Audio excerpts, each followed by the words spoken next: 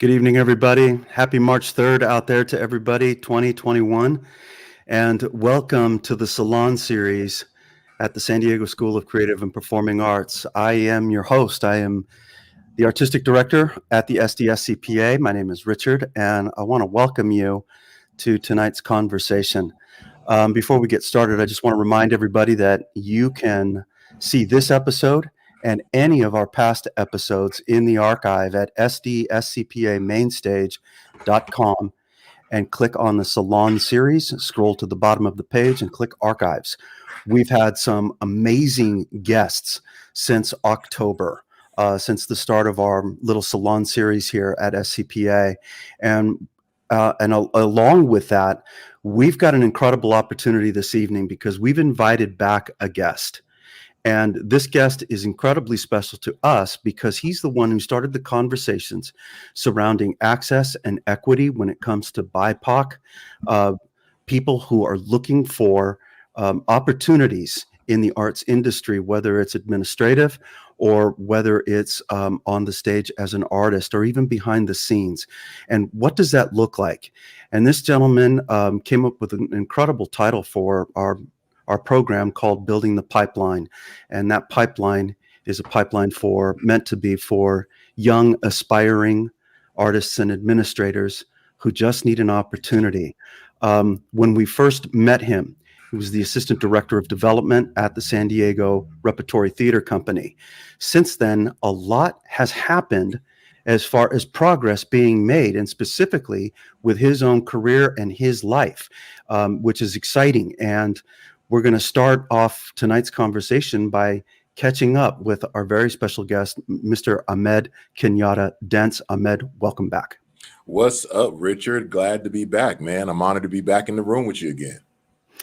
Hey, listen, man. So I think our audience members would love to hear what sort of advancements have happened since our last conversation 4 months ago, and how has that impacted you specifically? Yeah, man. It's been, like needless to say for everybody, this has been a strange and whirlwind, going on 2 years now. It actually started for me before that. I returned to San Diego Rep at the end of 2019 to take on the position in the development department, a department that I really have never done fund development before, but I have very, very intimate and intricate knowledge of the software that we use and other aspects. So, I knew I'd be able to come in and pick it up. And so I became development coordinator, mostly wrangling with the data that's revolving around, donations, gifts, donors, basically just dealing with the data, making sure the gifts are in the right and tracking all that. And then we got into this situation that we're in, as far as COVID and the racial reckoning that we're going through. And, just through that time, now I'm also part of the artistic department as well. So, now I'm a development and artistic associate. So now I work with the artistic department and also part of San Diego Rep's Vision Council, which is the council that is, looking at and driving the moves as we move into the future when it comes to EDI, when it comes to equity, diversity, inclusion, and dealing with these issues of race and gender. I'm part of that council now at the Rep also. So I saw a meme the other day that said, I can't complain about my plate being full because I asked to eat. You know what I mean? So yeah, right. Yeah. And I gotta ask, you're not in a silo with a lot of this growth. I'm noticing that without question, the Rep is advancing and they're moving forward and they're putting together an action plan, which I want to get to in just a moment. Mm-hmm. But you've got some partners out there who are also helping to raise that visibility. And they're over at the Old Globe and over at La Jolla Playhouse. Talk just a little bit about the impact that We Are Listening is making. Yeah. So, for those who don't know the story, We Are Listening started, in the midst of what was going on after the murder of George Floyd, and artistic director Sam Woodhouse wanted there to be some type of platform to where, he just knew that in the moment there needed to be a platform to where, Black theater creatives, professionals, artists could just, voice what was going on, voice what was happening, especially in the wake of We See You White American Theater as well. And so, we created this platform, We Are Listening. I told them I would do it if it was 100% real, and there would be no what's the word I'm looking for? We talk about it every day, and now it's slid out of my mind. There would be no censorship of guests or what we talked about. We would be straightforward. If we're going to call out whatever we're going to call out, organizations, ourselves, whatever it is.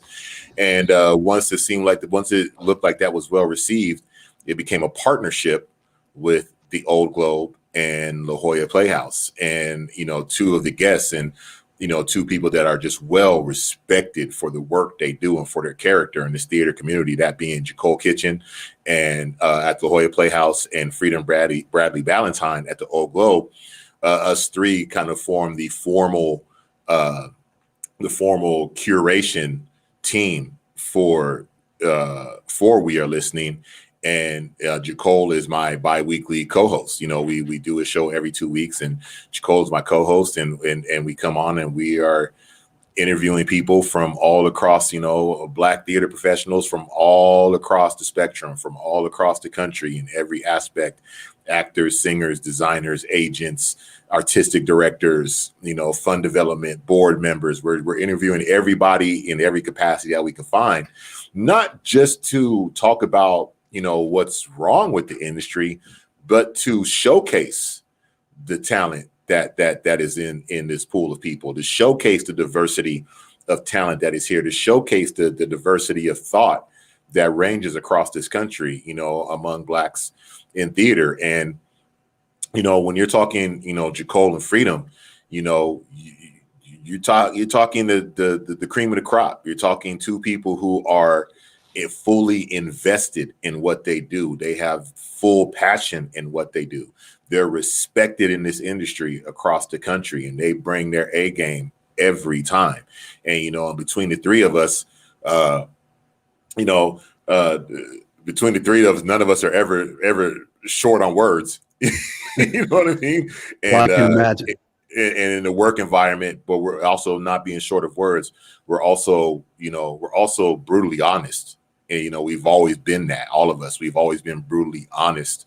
Among our colleagues, among our superiors, we've always called it as we've seen it, and called out things that we've thought need to be called out. And so just between the three of us and everybody that we know and everyone that we work with, and, we're able to come up with some really, really good content. We have established some really significant relationships, and we continue to do that. And I don't know. I mean, it was a match that was made. I mean, between the three of us, between the three of us, and of course, the backup we have from all three organizations, from the marketing team and the production teams, we think we're doing some good work.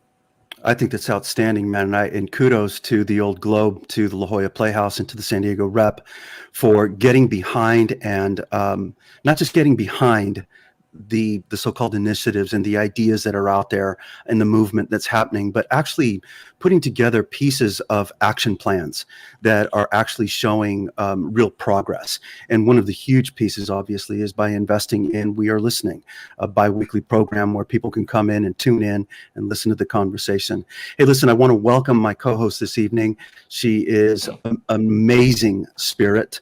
I'm so glad she's here. I know she's been incredibly busy this week, especially with new budget, new schedules, and potentially returning back to campus. But we won't talk about that. That's not the reason for tonight's conversation. That's a whole nother world, believe me. But I want to welcome Roxanne Hatfield, Vice Principal at the San Diego School of Creative and Performing Arts. Rox, welcome. Hey, Roxanne, how you doing? Good evening. Good. How are you? Good. Thank you. So, hey, listen, man, let's jump into this part. Yeah. Without question, the big three have started, more than just started. They're moving forward. They're advancing. They're starting to get some things done. For example, our last time when we met, you were not an associate artistic, right? And No. and companies local arts agencies, but companies all across the country, all across this nation, started to take a look at, do we have representation at all levels of our organization? And so, Ahmed, what did that feel like when the rep came to you and said, "Hey, we're gonna put a seat at the table for you"? It was some mixed feelings, It was some mixed feelings. Like I said, this is, I've been involved with this organization since 2007. I left for 2 years and returned. I think everybody who's had a history with me here at the Rep knows that, if there's something this organization needs, I'm there, and I'm going to do whatever I have to do to put my foot forward to make sure, it comes off in the best way I can possibly make it happen. If I don't know it, I'll learn it and I'll figure it out, and there's a saying I kind of live by Miyamoto Musashi that says, if you know the way broadly, you'll see it in all things. And that's kind of how I live my life. I kind of try to see not just the pearls on the necklace, but understand it's the string that actually gives a form to the pearl necklace. Without the string, the pearls are nothing. They're just going to bounce and go all over the place. So I try to look at life like that. So when I was asked to join the artistic team, I had doubts in myself. I had doubts in myself because I've never been officially part of the artistic team. And I had a little bit of imposter syndrome going on in myself, but all my colleagues and, people I know in this industry, I would express that to them, and even Larry, the managing director, was like, dude, no, you belong in this room. Like you have given so much input to, artistic endeavors, and you have stepped up and, you have been a consultant on some of our shows. You belong in this room. Like, you might not think so, but you're an artist yourself and you belong in this room. And, so, I stepped in, I'm still learning, it's another lane, you know what I mean? And I'm still learning, but after being in the room, I did understand. Like I did really understand. There were conversations that are being had to where I understand. Like, oh, I do belong in this room. My voice is needed in this room. My voice is appreciated in this room. I can contribute to this. I do have thoughts of what happens artistically and how this affects our. And I think that builds on the foundation that I had before and working in ticketing and working in the box office and managing the box office, now working in fund development. This is just another part of the puzzle to where I'm able to, whatever comes across the table artistically. Now I have another view of it also. I know how this affects the box office. I know how this hits patrons. Now I'm understanding how this hits donors and what the relationship is between all three. So I had my reservations at first, but it's just opened up another world to me. I have more of access to, reading scripts, and I'm understanding more about the artistic side. I'm understanding more what goes in to putting on a production and how the budget process works and what it is to, have to deal with all these issues that I never have, intimately been involved with in artistic. So like I said, at first I had a little bit of imposter syndrome, but I'm settling in. So you felt like it was a genuine, I don't want to say promotion. That's not the right term. But it was a genuine opening of that door. That's what it sounds like. It sounds like yeah. And at first, because I think just because of the time we're in, you can have a little bit of doubt about everything. We're at a time Sure. where you're questioning the authenticity of everything that's coming down, to you, and I had a little bit of that. I naturally have that. But again, and talking to Larry and Sam and talking to Kim and Danielle and Patrice and, talking to, I was really made to feel welcome to the team. And I literally every meeting I understand when I step into this room, I'm learning, I'm learning from these magnificent people. You know, it leads us to something that we were talking about in the ideation meeting, and that is you are an example of sweat equity, right? Yeah. There are also a lot of people out there in the that are not necessarily where they want to be in the industry, who have they've done all the right things. They've got all of the right credentials. They are completely qualified, and they need that door to open. Um, have you, Jacole and Freedom, talked about what you're seeing on a national level in terms of the put up or the shut up? Are people really starting to move in the direction of making sure that the access is there? We are, and and these are conversations that are had in a lot of affinity spaces. These are conversations that are had by a lot of Black creatives, BIPOC creatives about I just did a workshop for Kumbha Fest this past weekend, to where Chida Rebecca and Cheryl Morrow and Lindsay Hood were all part of this, and this is one of my questions. This is a question I ask every episode. I ask every guest on what their outlook is going forward. Do you trust this process? Do you trust what is happening? We've been through different variations of this before. Like, do you really? What is your honest opinion on this? And we've heard this before. We've seen this before in different aspects, and so there's always that talk of, okay, we'll see how this plays out when we open back up. We'll see how this plays out when things go back to normal, whatever that is. We'll see, what the real commitments are in going forward to this. We'll see. We'll see people who made grandiose statements if they were really ready for this fight going forward. And we'll see if they're really ready to really look inside for the long haul and see if you're committed to change your organization like this. Are you really culturally curious enough to, get this work done? So yeah, this is something that is echoed by almost every guest that we've had on the show. It's like, yeah, we'll see as we move forward. And I asked the question because being part of a school district, one of the largest in the nation, and one that has a relatively high profile, especially now that our former superintendent will now be the assistant director of education, at the federal level. It's a pretty exciting moment.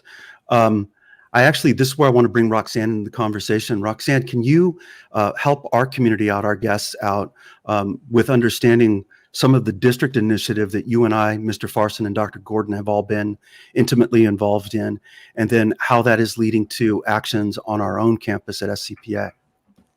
Oh, definitely. One of the biggest ones that I think our district is really engaged in, and we've had several, on an administrative level, several guest speakers come in. We've had Bettina Love come in, who is absolutely amazing, to speak to us about anti-racism and how to explore those conversations. We've had Zaretta Hammond, who is taking a look at it on the psychological level. How do people think? Why do people think this way? And how do we tap into our students, and how do we tap into our staff? When we look at it from a district and a kind of global perspective for us, we're focusing on our students who speak a second language other than English. We're taking a look at our Black students.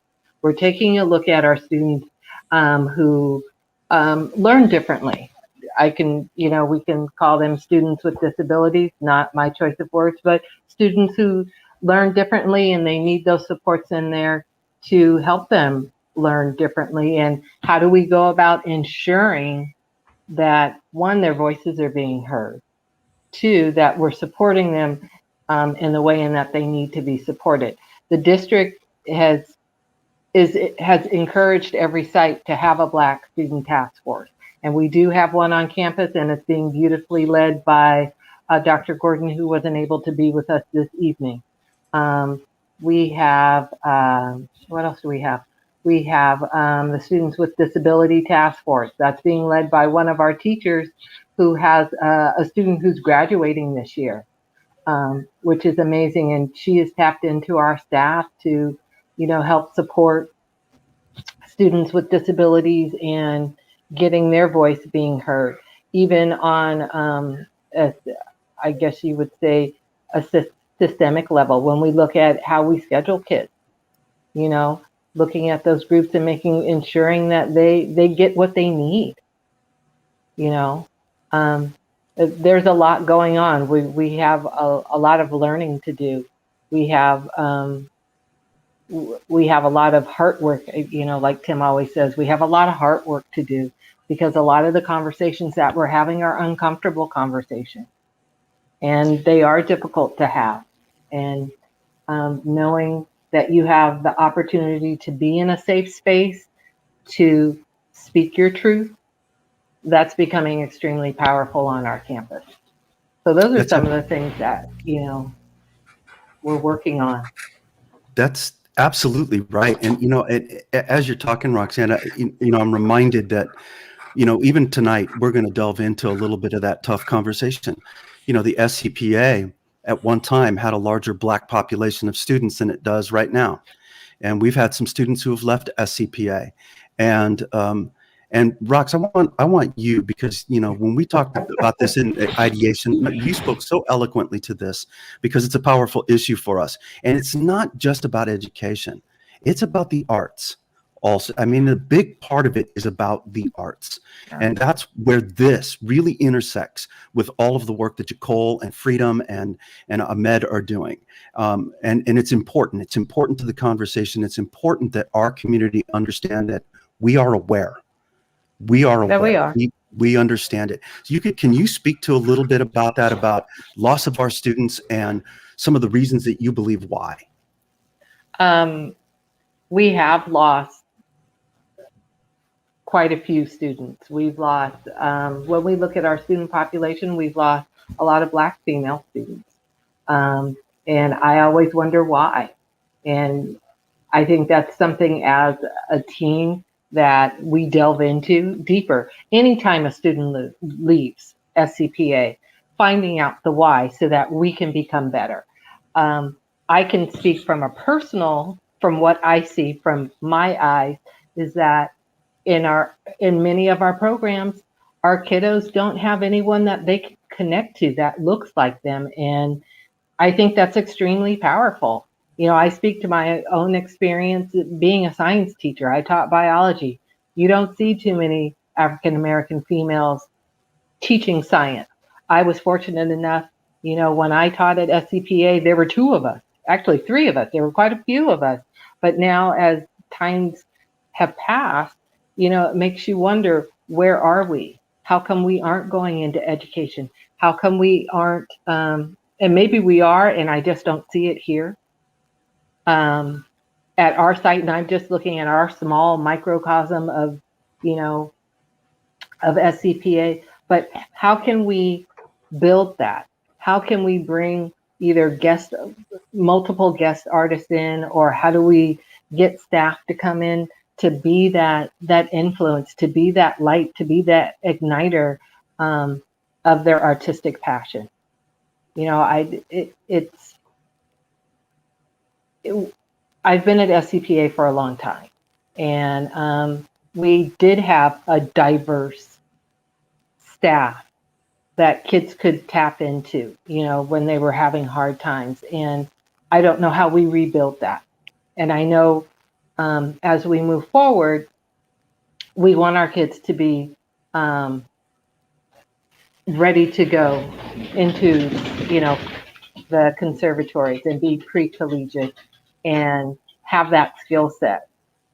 But how do we also bring in people that look like them to touch their hearts and to ignite them and to help them along with their journey, because their journey is different. I honestly believe that their journey is slightly different. And Ahmed, this is where I think that there's such an incredible connection, because you talked in the last episode, and it's kind of what we're talking about even tonight, the advancement, right? But in the last episode, you talked specifically about students not seeing themselves, young people not seeing themselves when it comes to local arts agencies, when it comes to organizations, and seeing themselves in the right places. It's one thing about seeing a person of color on stage. Where do we see those folks when it comes to administration, when it comes to front of house, when it comes to all of these other areas where where it becomes part of the norm? You know what I mean? Where it becomes part of the norm, where students can then suddenly begin to dream in a way because they're actually seeing someone just like themselves, just like Jacole, just like Freedom, just like you, out there doing the work. And is that something that you guys are reflecting on when you guys are talking as a group with the education folks and the arts organizations that you're talking with? Yeah, definitely. Like I said, I think, I think where part of that issue really came up was the episode where Freedom was a guest. And, both of us just reflecting on our paths into this, me and Freedom, we're not into this unless we're getting paid. Like we needed jobs. Like these were jobs that we needed to get paid, and, like we talked a little bit yesterday, it's not just the identification part of seeing someone like yourself, it's seeing people that are in a like situation that you are. This is an industry that's really built a lot on, internships. And like you're talking about that pipeline, internships, who knows who, and everywhere is who knows who. But I mean, you have people who are more disposed to, having the inside track. You know what I mean? And so if you're building on internships, well, that locks out a lot of young people that might have the passion but need a paycheck. They don't have time to, but they don't have the opportunity to volunteer. This may be someplace they really want to be and hold some skills, but they need to make some bucks on the side, and people every day in this country are making decisions upon what they want to do and what they have to do, and so, when internships are offered, especially not just in the aspect of, in every aspect. I mean, we have people who come in and do office work, people who come in and do development work, that do production work, that do artistic work. I'm talking about, we have people who come in and do internships and help with development. Well, if that could be a part-time position, to where you're taking someone who has the passion for this industry, but they need to get paid. And there's and I want people to understand there's nothing wrong with the jobs I mentioned. My first job, I was 15 years old. I work at Mandarin Garden Cuisine in Mara Mesa. I think I wasn't even old enough to supposed to be working. Minimum wage was like $3.25. I was working, So what I'm saying is, if there's a young kid who has a choice between going to work at the movie theater or going to work at Starbucks or going to work at McDonald's, and their passion is theater, and they can get a part-time gig working in the theater, you know what I mean? Well, that's kudos to them. That now they have an entry-level job in something they have a passion for, and they can learn a wide variety of skills. They can learn development. They can learn how to greet people in the front of the house. They can learn, they can learn all these different things. They can maybe work their way into working in production and working as an electrician or working as, these things can happen. But if those situations are only, locked into people who can afford not to work, who can afford to spend that time and not get paid, well, then, that's where the issue is. And then we do get back to the identification issue, because it's one of the main things that propelled me to do what I do when I came into doing this and working in the box office. And, I went to my first national conference of theater administrators. Like the Tessatura conference was just primarily for people who worked in the software. So that's for administrators, that's for box office staff and for development staff. 1,300 people, it's 5 Black folks. You know what I mean? And I didn't know, I met Nikki Cooper, who was here in San Diego at the time. She worked at La Jolla Playhouse. We were the only 2 people at the conference in San Francisco that looked like us. And we were the only 2 Black people we knew who worked in a box office, a theatrical box office, a performing arts box office. So that right there was noticeable. It was just like, oh. And then when I did go to work for Tessatura, you're working in the software arena. And now it's that same ratio. Oh, we're not in this pipeline. We're not here. We're not seeing us do this. We don't know we can do this. We don't know we can thrive in this. We don't know, because we don't see anybody, we're not seeing anybody who looks like us in this space.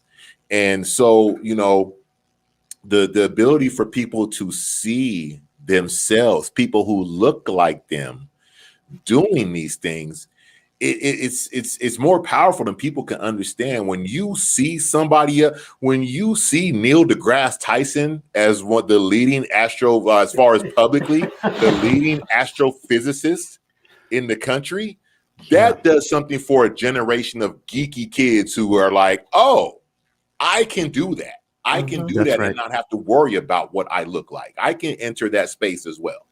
Yeah, it's okay, and it is safe to enter that space. Yes, if that is what touches your heart. Exactly. And it does feel that this doesn't feel like hyperbole. It does feel like the arts need to do a better job of identifying talent and promoting it and creating the conversations, because you just hit upon access and equity in what you just described, right? The equity piece being not everybody can afford to go do an internship. But what does that mean then, right? In terms of the equity piece, how is access and equity equal to some degree, right? If in fact folks are in that place where they want to do it and they can't, right? That Right. part of it just isn't fair. Yeah, and Well, go ahead, I Roxanne. think for a lot of kids, it's just somebody creating that opportunity so that kids can take advantage of it. And I think sometimes kids don't know how to figure out how to get from point A to point B. I'm not sure, if they want the opportunity, but they don't know how to access it. Like you were saying, access and equity. How do they access it? And I think for a lot of kids, they don't know how. They're interested, they're excited, they want to do it, but that how piece, getting to that point, or just even being able to network and connect with somebody who can help them get to that point, I think can be a halt for them. Yeah, and that really speaks so powerfully to not just the work that you, Jacole, and Freedom are doing, but the responsibility that the three of you now have. Because whether you're aware of it or not, you're who a lot of young people now are going to be looking to. You're who a lot of us in the community are looking to. I mean, Ahmed, you and I are friends outside of here, but I invite you in because you're giving us that viewpoint that we need, that viewpoint that is going to help illuminate what our next steps probably need to look like. And are you hearing that? Let me pull back on that question. What specifically now are you seeing at San Diego Rep with their action plan that feeds right into what we've just been dialoguing about? So what I'm seeing, specifically is, number one, the place where all this starts is the discussion and the hard discussions amongst the team and amongst the leadership, these hard, honest discussions where we have to pull each other's coats. We have to pull each other. We have to check each other. We have to give everybody reality checks on where we're going. This is, I think, what people don't understand. This is work. This is hard work. And I think, what people don't understand is when everybody started rolling out their statements last year about, solidarity, and was like, people need to understand. As being a Black person, I was already exhausted. It's already exhausting. It's already exhausting talking about race. It's already exhausting talking about stereotypes. It's already, exhausting, having to talk to people and have to deal with these stereotypes because they don't think you're interested in the things you're interested in because the package that they've in their mind has already formulated this thing where you're not supposed to be interested in that. I mean, what you on your free time, you read about quantum theory? Yeah. That's what I do. I'm a geek. I've been a nerdy kid ever since. The reason why I didn't follow up on it is because I allowed stereotypes to infiltrate my mind that I wasn't supposed to be interested in stuff like that. I was supposed to be interested in playing football. I was supposed to be interested in playing basketball. I was supposed to be interested in these other things. I was supposed to be, because that was the reflection of what I was supposed to be. And so, when we're fighting against that, we're already exhausted. We're already in this space where we're already always explaining what these things are. And so when this happened, it became another layer of exhaustion, because now everyone's asking the questions. Everybody, well, what is it? And what is, and this and that, and so what we're seeing is just the hard work, the hard conversations, again, pulling each other's coat, and then as we're looking towards the future, what are going to be these things that we really have to do? What are going to be the ideas that are really going to have to change? Not only when we go to change them, what is the pushback we're going to get? What are the things that we're going to have to change going forward in order to bring in, younger people to pay to usher? Well, that eliminates some volunteer opportunities. But what are you trying to do? Are you trying to make sure that this industry moves forward in a way that represents everybody, in a way that represents the next generation of theater goers and theater creators coming forward? Are you trying to really make sure and push your organization to the future to make sure that it's be like we're down here in this downtown footprint? Are we doing everything we can to be stewards of this place that we occupy? We live on a footprint to where a lot of people have to step over homeless people to get to their show. Are we being stewards with the organizations in this area that take care of homeless people, that take care of the homeless children here, that are taking care of the battered women that might be in this area? This is what all this encompasses. And these are hard things to deal with and to look and move going forward. These are hard conversations to have. There's a lot of pride that has to be swallowed, and a lot of things where you have to admit that you didn't know. And you have to admit that, like, oh, yeah, I had a little privilege that was keeping me from understanding that fully. You know what I mean? So first and foremost is just having these conversations, and everybody having the courage to sit in the room and have them and then walk away. And even if it gets heated at that moment, you got to walk away and go think about it, Wow, man. I mean, I think that those are part of the next steps at SCPA as well, is having those hard conversations.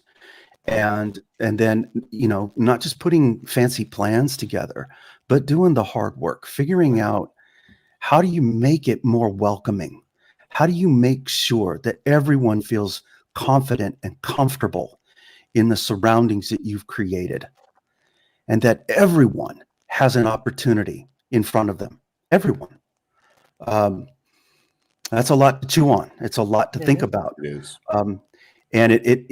And it's going to help me sort of with our transition here too, because there's somebody out there right now who is changing the world. That's the best way to say it. She's changing the world, and she's one of our own.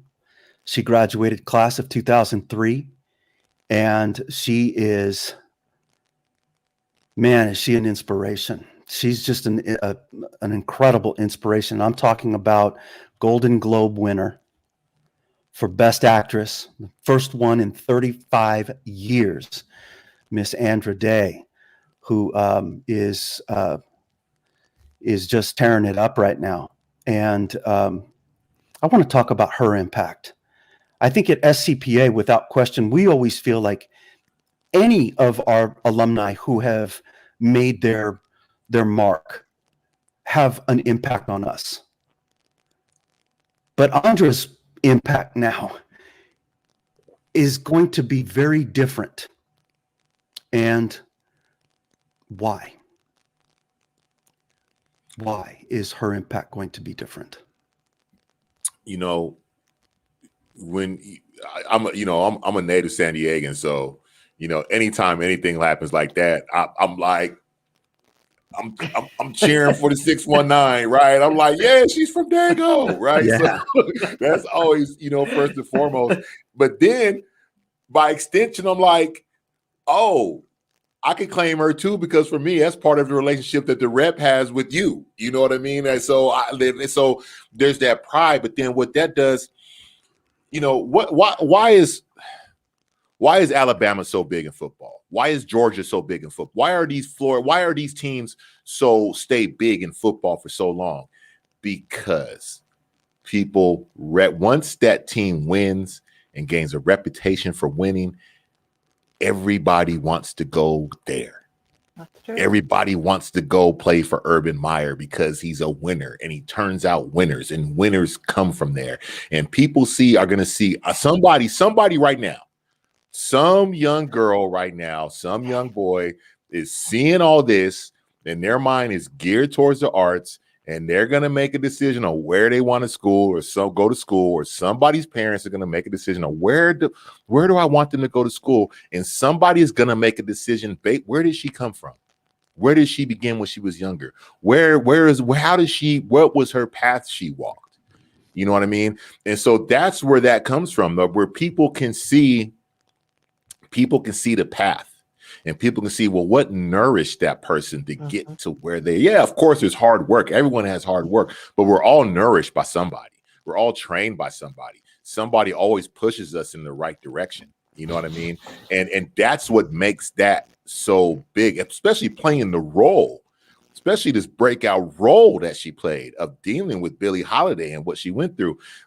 That's what makes that so huge. I always look at that. I think that's why, for what I do, I try to learn it so well, because I want,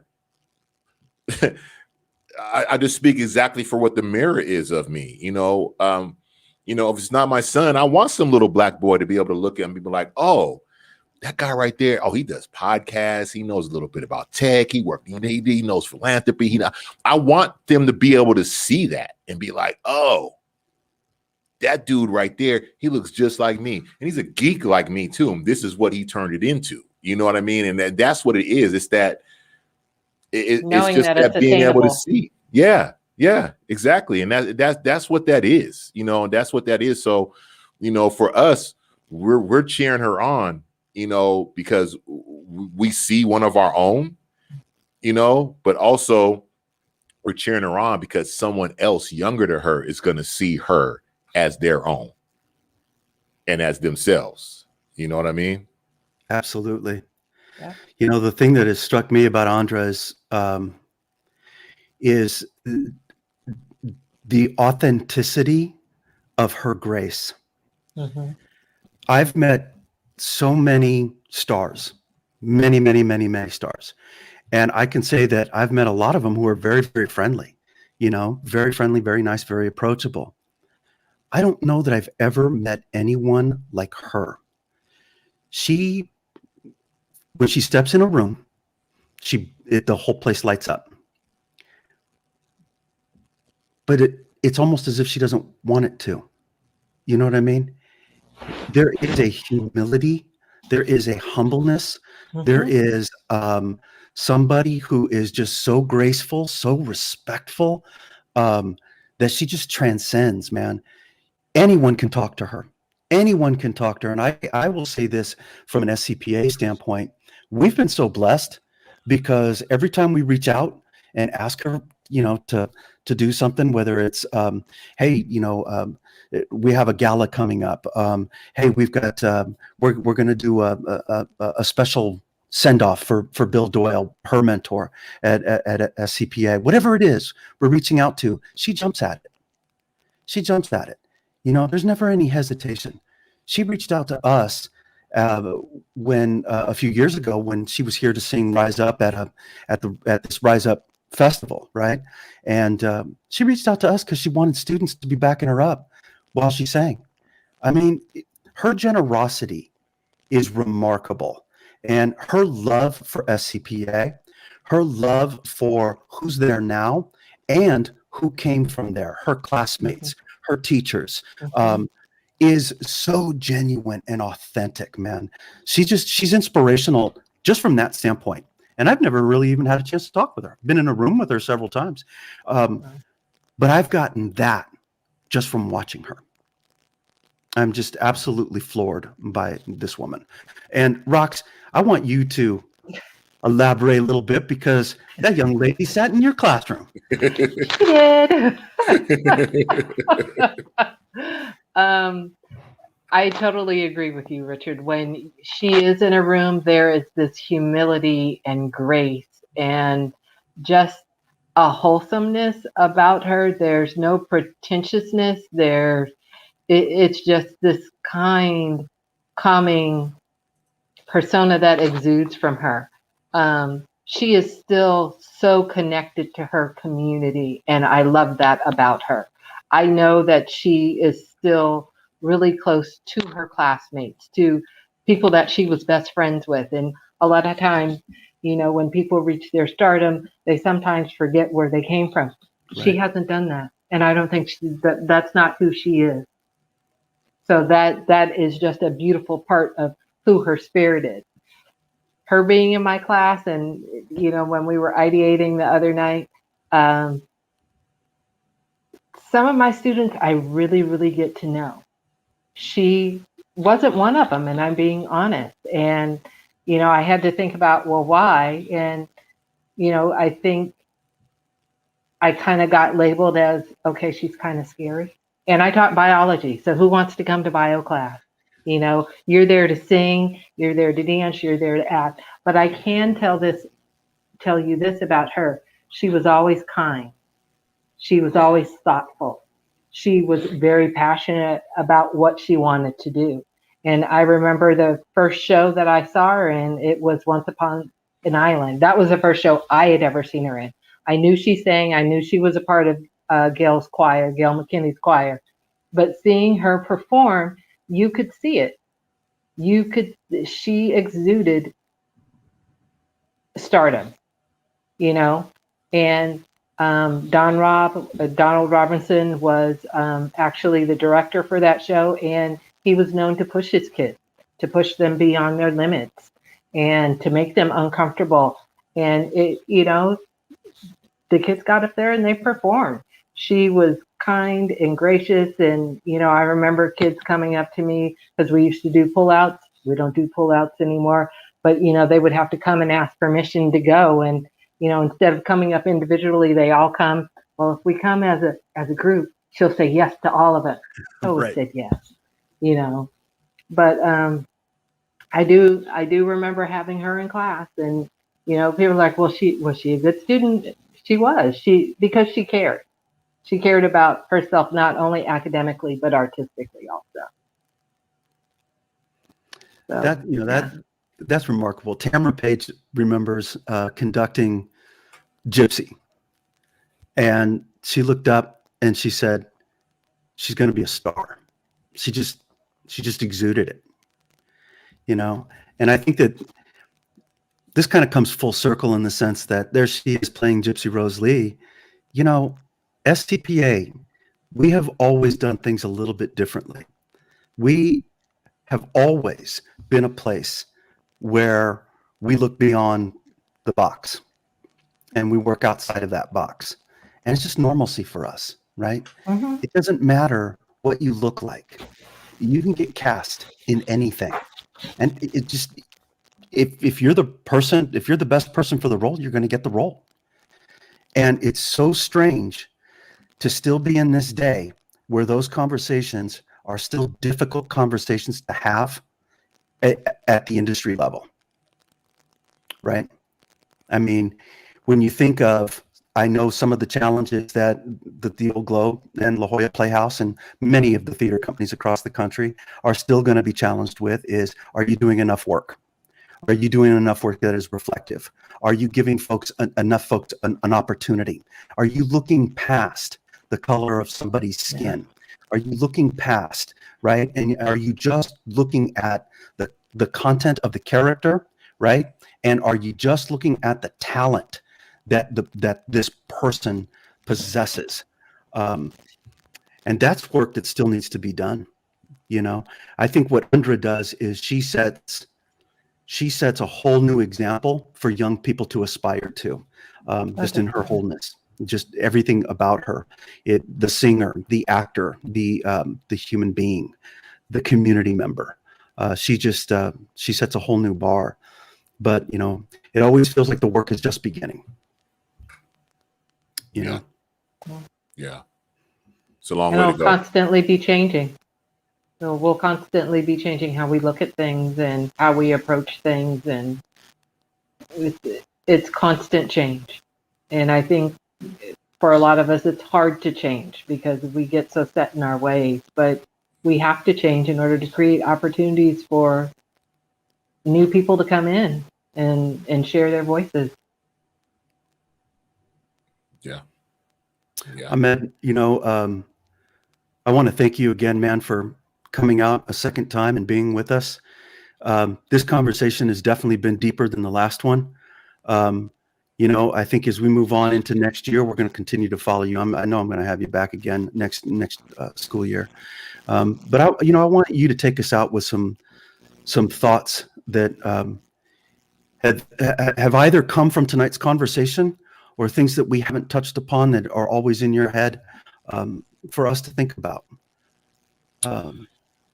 I guess the main thing, I think there's one thing that's really important that we understand and why we do what we do. Like I said, We Are Listening started off as a thing to where, Sam wanted to hear from Black theater professionals and artists and creatives about what was wrong with the industry, what were the issues.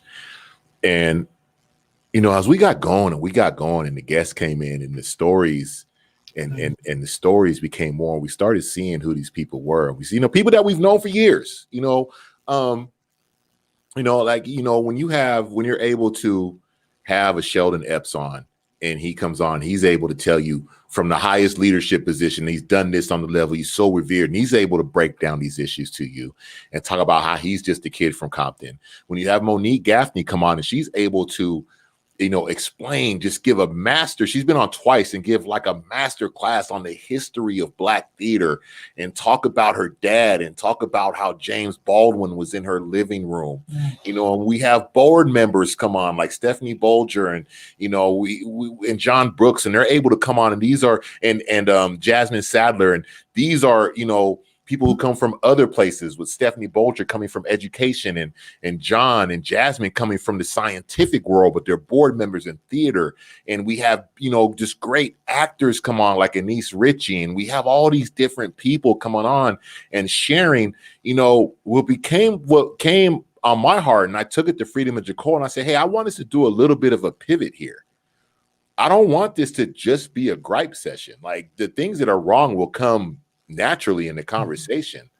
Let's change this into a showcase. Let's change this into extracting information and inspiration. Let's switch this a little bit. Let's make this a celebration and a real talk. And we got an email. We got an email from a kid the other day. I say kid now because I'm about to hit my 49th lap around the sun tomorrow. So we got this, we had this kid who sent us this email who was talking about they were ready to quit, man. They're ready to quit. They're ready to quit the whole undergrad thing. They're ready to stop. But they had been watching We Are Listening, and they had never even heard of Dr. Floyd Gaffney until they watched and heard Monique talk about her dad.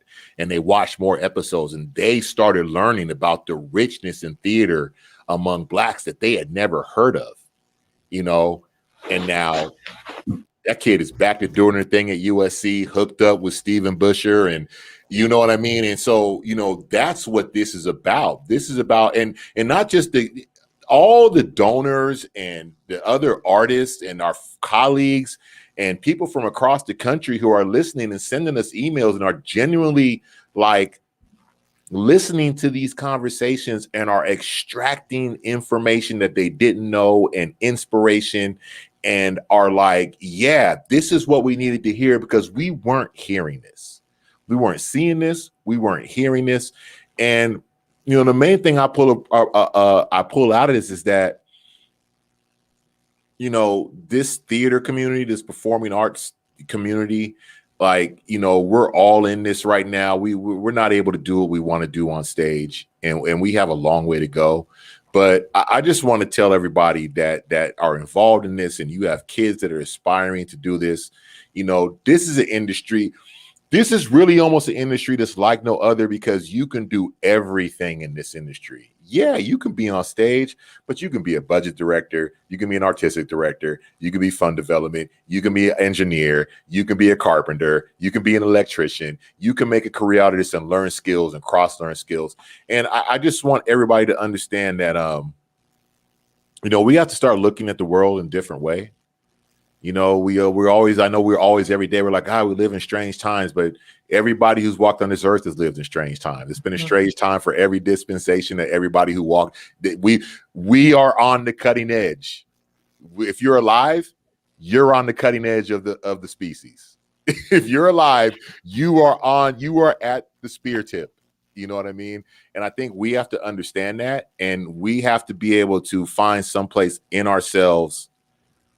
It's contradictory, but we have to find someplace in ourselves to humble ourselves, to let the best of ourselves shine. And that's how we move this thing forward, you know, and I think that's all we're trying to do. We're trying to learn as much as we can so we can move this thing forward for this next generation to be the best that they can. And we just keep moving this thing forward. So, you know, I know sometimes I get pessimistic, but I'm also really excited to see this is the time. I've told Sam, I've told everybody, this is the time to try the stuff that you've never tried. We're at this point. This is the time. Start throwing stuff against the wall and see what sticks as we move forward. And I challenge everybody who's in, you know, I express my failures only because I want those who are younger to understand that you can do it and you can come back from anything. I've put myself in the past in horrible positions, but I've been able to bring myself out of it. And so with that, everyone else has the opportunity to do that as well. Doesn't matter if you got a degree or not. Doesn't matter if you went to school or not. Find what you want to do. Find a way to do it. Learn it and move forward and be an inspiration to somebody else. Wow. Well, powerful words of inspiration. And I mean that soulfully and with all my heart, brother, because, you know, just to tack on to that, folks that are out there listening tonight, SCPA is going to do some things a little bit differently moving forward as well. We want to invite you, community members, parents, students, to become a part of our season planning for 21-22. We want you at the table with us so that we can have a bigger conversation about how we see ourselves at the San Diego School of Creative and Performing Arts. And that's where it starts, those conversations, those words of inspiration, and then taking those words of inspiration and putting them into action, right? Mm-hmm. So, Ahmed, love you, brother. Thank you so much for being here again tonight.